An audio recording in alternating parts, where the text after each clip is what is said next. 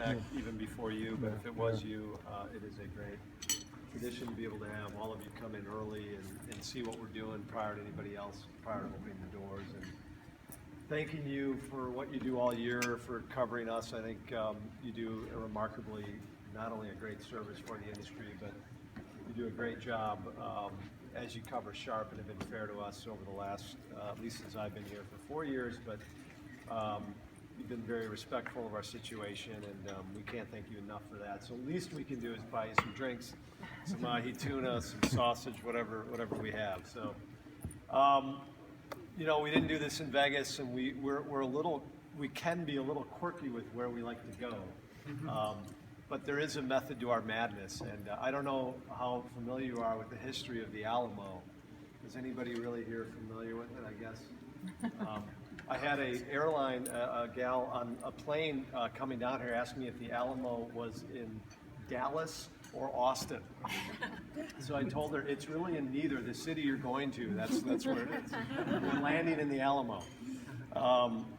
We like San Antonio because the Alamo has a very interesting history, and I was a history major, which you're probably going to wonder why I'm standing in front of you, being a history major. But if you know what happened at the Alamo, you know, Commander William Travis, he had a couple hundred people in the Alamo, and they were going to defend it, but they had, you know, they didn't have a lot of soldiers. They had women and children, but he said that they were going to defend it no matter what.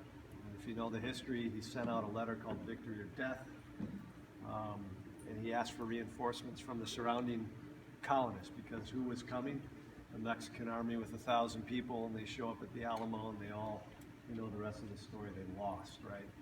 He asked for reinforcements, they never got it. And I think the landscape with where we are today with our business, when we sat around and thought, you know, what our primary message was and where our business is headed, what we're hearing from dealers is that a lot of them that are either on the smaller side, which we have a lot of them in the industry, even some that are on the bigger side, feel like they don't have the reinforcements today to build out what they need to get into a fully integrated solution, not just on copiers, but on IT.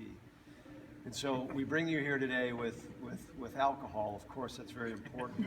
I think they were drinking quite heavily before the Mexican army showed up, and eating. But we bring you here today to see that in action. And I think the central theme of it is when I stood up in front of you 4 years ago, we said we're going to be the facilitator of managed network services for the industry. And this meeting is the impetus, is really the finale of launching that. We've got so much put into place to launch that we are really ready to go. And I think you're going to see that theme throughout the next couple of days. And we've built that around Tech Data, the primary partner to do that. Why have we done that? I'll be... our PR people are here. I think Pepper, there we go. They get mad when I do this, but the reality is this might be a little controversial. But our philosophy is very simple. We believe we need to facilitate it. We need to help drive it. We need to bring it together. And by doing that, we'll be able to create more stickiness with the dealers. We'll be able to drive more copier revenue. We don't believe the way to go is to go out and buy a big managed network services company or a big IT company and force that solution down the throats of our dealers. And so we've taken the stance that we've taken because we believe that's the right way to go. Why do we believe it? Because quite frankly, every one of our dealers will tell us there's not one solution that fits all. It just doesn't work that way. When they walk into a school and you walk into here, what we're showing in this environment, there are many, many different solutions that a school needs. It's not just one solution.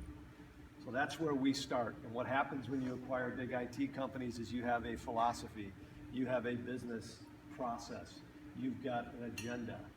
And most importantly, you want access, they want access. If you're a manufacturer in that role, they want access to customer data, to a dealer customer data. And if I'm a dealer, I don't want to turn that data over to that large manufacturer. So the role we play is quite simple. We're going to bring it all together, and you can see it all here. We're going to be able to do it with our tech data partner. We're going to be able to drive it on one invoice. We're going to be able to drive integration services. There's a lot of value add and customization that we're going to be able to drive. And we think that that's going to be a major shift in this industry and help create a lot of loyalty to Sharp. In a nutshell, that's what this is what the meeting is about this week. We don't have a meeting unless we think we have a lot to talk about. We don't want to waste your time and resources and efforts unless we feel we've got a compelling message. This week we feel like we have a very compelling message. I know it's a tough time in the year. We're right between Thanksgiving and the other holiday season. We know it's a busy time, so I can't thank you enough for that.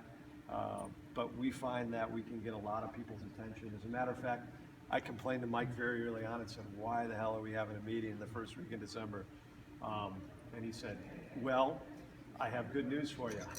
We have more early registrants than we've ever had, probably at any one of our dealer meetings for a long time that we've been tracking this.